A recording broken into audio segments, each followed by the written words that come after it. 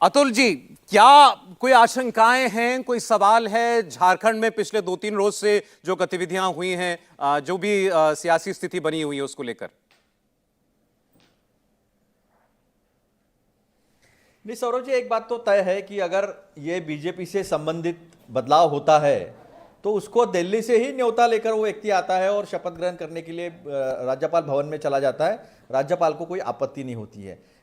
चूंकि मामला ये विपक्ष के साथ है और मामला वहां पर 2 बार गाड़ियां भरकर प्रदर्शन राज्यपाल के सामने हुआ और जब 41 की वहां पर मर्यादा है, 43 विधायक जो है आपके सामने दिखाए जा रहे हैं, वापस भिजवा दिया जाता है।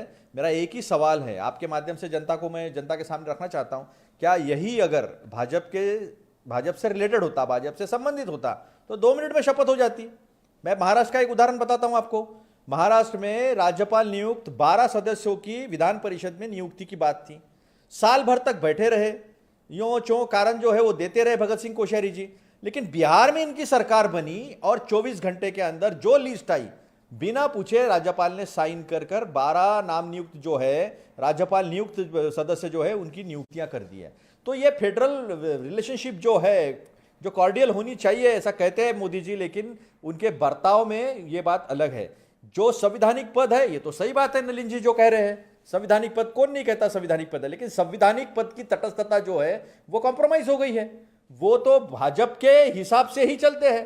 कौन कहता है? सुप्रीम कोर्ट ने महाराष्ट्र के राज्यपाल पे स्ट्रिक्चर पास किया और कहा कि आपने जो कॉन्फिडेंस मोशन बुलाई है वो आपको बुलाने का अधिकार नहीं था, आपने वो पॉलिटिकल स्टेप ली है। ये सीधा तरीके से कहा है। महाराष्ट्र में देवेंद्र फडणवीस जाके कहते हैं कि गवर्नमेंट जो है वो माइनॉरिटी में आ गई है, जबकि उन्होंने नो कॉन्फिडेंस मोशन मूव करना चाहिए था।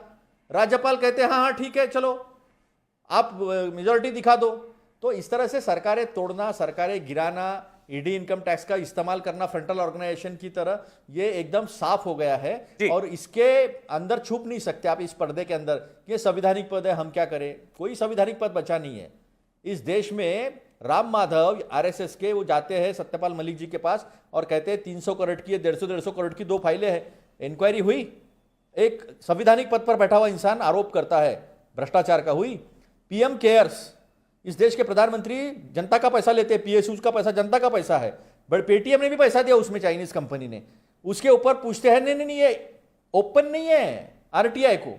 तो इस तरह से भ्रष्टाचार को छुपाया जाता है। ठीक है। हमारे महाराष्ट्र में संजय राउत जी ने 2 प्रकरण दिए हैं सबूत के साथ दिए मनी लॉन्ड्रिंग के, लेकिन उसकी इंक्वायरी भी नहीं बिठाई जाती है।